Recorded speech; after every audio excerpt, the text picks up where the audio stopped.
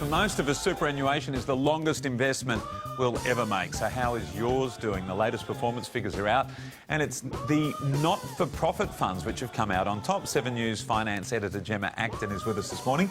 Gem, happy Sunday to you. So we've had a good run on the local and international stock markets.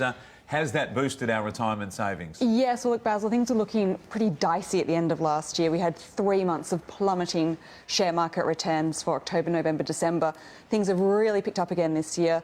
Australian shares are up by around 19% for the first 6 months of the year. So that really helped boost super performance. So the average fund for the 2018-2019 financial year up by around 7%, which is stronger than expectations. Yeah, that's average. So that is good, isn't it? So which funds posted the biggest returns over the past financial year? Well, the best one of all was a Uni Super, which came in at about 9.9%, Q Super 9.7%, Media Super 8.8%. So of this list, what you'll notice here is not-for-profit funds coming up again and again, and that's continued whether you look at the top 10, the top 20, the top 30.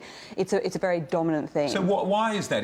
Are their fees less, or are they more aggressive? I wouldn't have thought they'd be more aggressive necessarily, so why? Yeah, it's interesting. So when you think about it, one of the key differences between not-for-profit and for-profit is where do the profits go? So not-for-profit, the profits tend to go to members.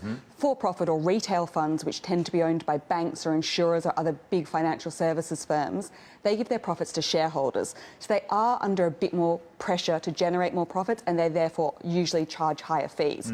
The higher the fees, of course, the more they eat into your returns.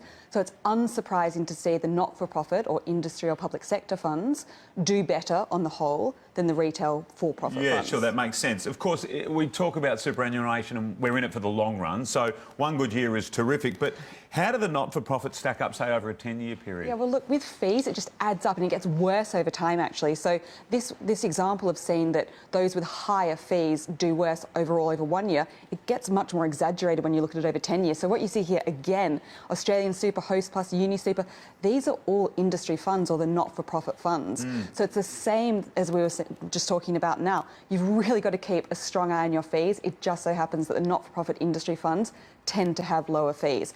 Now, some of the retail for-profit funds have started to offer special low-fee products. So there's more possibility out there for the retail funds to offer something with lower fees, but on the whole, it's the non-for-profits that do have better fees. So if I'm listening to this and I think, gee, I'm in one of those ones that's not as good, I'd like to be in a not-for-profit, does it cost me money to change across? No, it doesn't cost you money. They're canning exit fees as of this year, which is really important. It's actually made it much easier and much more cost-effective to switch. So if you're thinking about moving, there's never been a better time, honestly. Yeah, OK, good advice. Now, let's talk jobs, because on Thursday, the Prime Minister was talking up the creation of 20,000 full-time jobs last month, but the total employment really only increased by around about 500 jobs. So it wasn't really a great result after all. Importantly, what's the Reserve Bank going to think? Right, so what we saw here, so 500 net new jobs created was disappointing. They were expecting around 9,000, so a big miss there. A lot of what we saw was, for the election in April and May, a lot of part-time jobs were created, specifically to help manage the election. They all rolled off in June, which is why we saw the big drop in part-time. What's probably more concerning when we look at the jobs report was what's ahead. Now, we think there's several ways you can measure what's coming in the future. You can look at job vacancies, how many available jobs are there, job ads. You can ask employers, are you hiring, how much are you planning to pay people? All of these indicators are pointing downwards, and it's looking pretty negative for the next few months, pretty grim. That's concerning. Right now, the jobless rate is 5.2%. The Reserve Bank thinks it's going to get down to 5% by the end of the year. That's looking very optimistic right now. And they want it to get down to 4.5%. That's the point where they think wages will start to lift again. Okay.